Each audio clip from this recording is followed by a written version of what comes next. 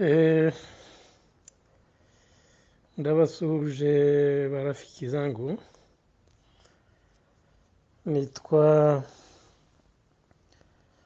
Kabeho Kanyarwanda. Donc voilà, izina ryanjye ni Kanyarwanda, nkaba narabatijwe Kabeho kwa, nitwa rero Kabeho Kanyarwanda.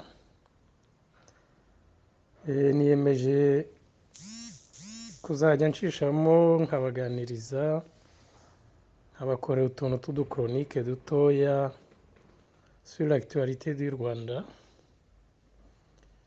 juste histoire de partager comme ça quoi. Uyu munsi rero ce qui m'a inspiré ni kiriya gikorwa Perezida Kagame yafunguye mu Rwanda, ruriya ruganda rushya rwa Volkswagen. Mwabonye ko babikoreye publicité nyine nini. Gusa ce qui m'a interpellé, numvise kuri BBC barimo babivuga, noneho umunyamakuru atanga information avuga ko mu Rwanda donc ari isoko ryiza, yashaka kuvuga ko ari isoko ryiza ry'imodokari. Avuga ko mu Rwanda ubu ngubu hari abantu 200,000 nibura ngo batunze imodokari. Uwo mubare numvise untangaje cyane, niyemeza kugira ngo tutekerezeho hamwe. Imodoka 200,000 ni imodoka nyinshi cyane nk'uko mubyumva. Kugira ngo turebe niba bishoboka, dushaka kubira ku buryo bubiri. Uburyo bwa mbere donc c'est sur le plan pratique, niba bishoboka ko haba hari imodoka 200,000 mu Rwanda. Ubwa kabiri c'est sur le plan économique, kureba niba économiquement ibyo bintu ari crédible.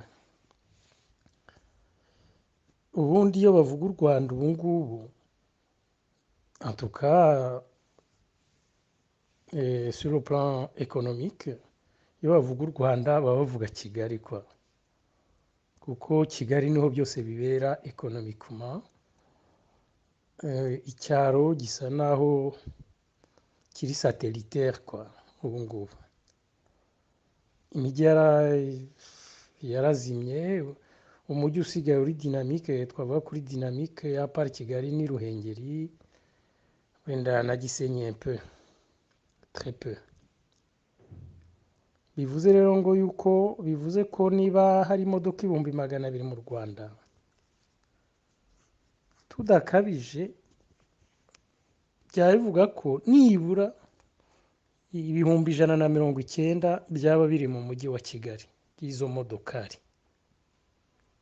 Kuko sametonora yuko nk'umujyi wa Ruhengeri wabonamo imodoka zirenze 1,000, nubwo ari umujyi munini zirenze simbizi, ariko ntibishoboka. N'imihanda ubwayo ntiyaboneka nyine, kuko burya imodoka 1,000 ni imodoka nyinshi cyane.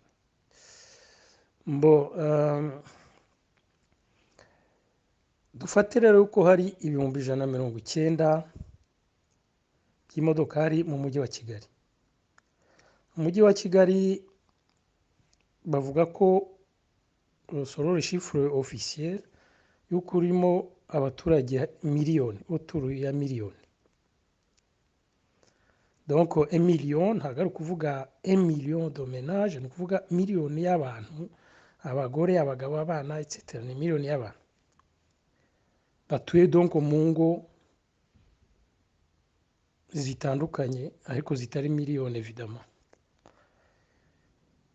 Tugeranije mu Rwanda, ubundi Kigali, ngewe narahabaye mu Rwanda rushya i Kigali, ngeranije mbona nko mu Rwanda i Kigali urugo rumwe en moyenne rwaba rurimo abantu 5, cyane cyane muri za quartier périphérique. Burya ingo zibamo abantu benshi, ni nayo mpamvu umujyi wa Kigali nyine urimo miliyoni kandi utubatse cyane. Ubwo rero niba buri rugo rurimo abantu batanu b'amoyenne, ni ukuvuga ngo hari ingo 200,000 amoyenne à peu près. Niba rero hari imodoka 190, byaba bivuga yuko hafi buri rugo rufite imodoka, rutunze imodokari mu Rwanda, mu mujyi wa Kigali. Njyewe rero nkumva bidashoboka, ntabwo ari byo.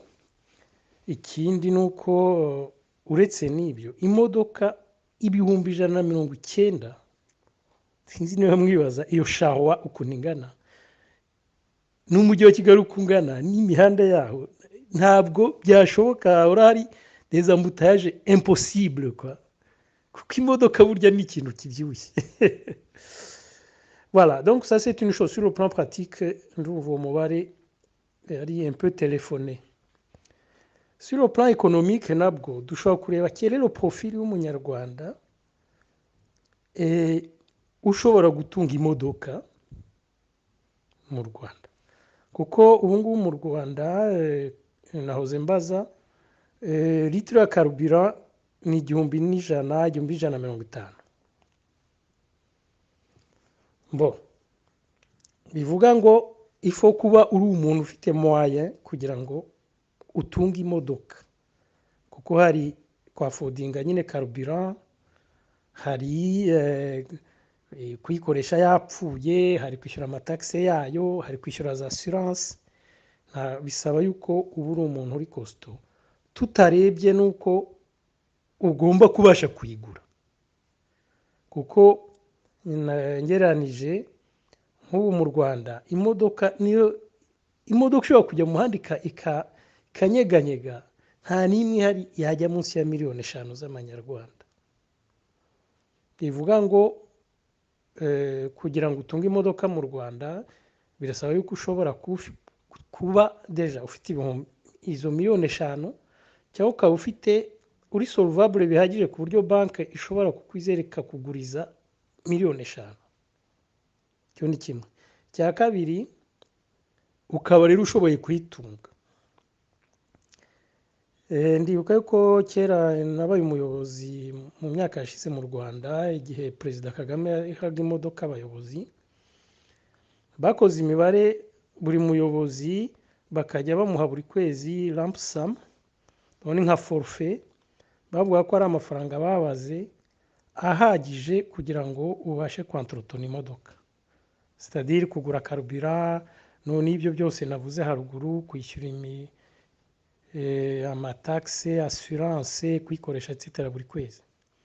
Ndibuka njye nari mfite Prado bampaga 325,000, kandi je vous parle hashize imyaka 12 icyo gihe ndi umuyobozi. Ubu ni ukuvuga ngo rero aya mafaranga yagombye kuba ari menshi. Ni ukuvuga ngo ugomba kuba uri umuntu ushobora kubona miliyoni nibura 5 zo kugura imodoka, kandi ukaba buri kwezi ufite des revenus income zirenze 300,000 zo kwantrotona iyo modoka.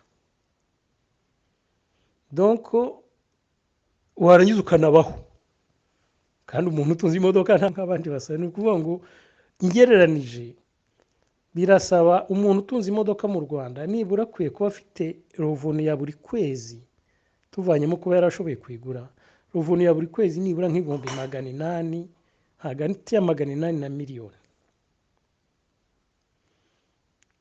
Ubwo ni ukuvuga ngo niba hari imodoka 200,000 mu Rwanda, hari abantu 200,000 nibura bafite revenu za buri kwezi zigeze kuri 800,000. Tureberaho profili y'umunyarwanda ushobora kugira revenu z'800,000 mu kwezi. Ese abakozi ba leta ni bangahe bahembwa ayo ngayo? Abo ni abaministre, abakadre bo hejuru cyane, no muri entreprise privée abahembwa ni abantu bakomeye cyane bo hejuru cyane, ku buryo ntabwo bavuga yuko mu Rwanda bageze ku 200,000.